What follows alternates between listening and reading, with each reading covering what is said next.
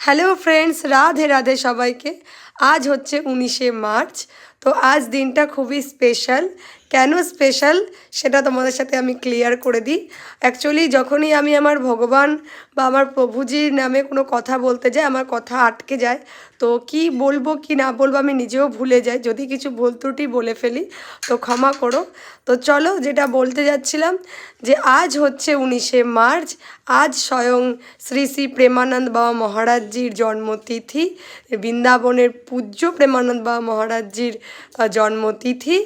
তো এই তিথিতে আমি আমার তরফ থেকে প্রেমানন্দ বাবা মহারাজজিকে জানাই শুভ জন্মদিন।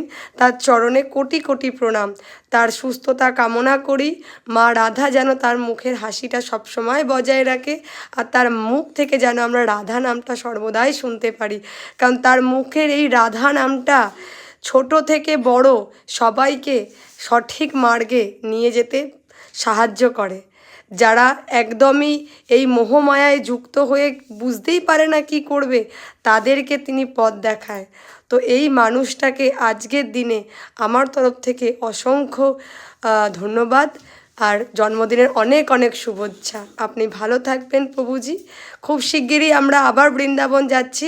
এবার আপনার সৎসঙ্গে অবশ্যই যাব এবং আপনার সামনাসামনি দর্শন করব। তো ভালো থাকবেন। রাধে রাধে।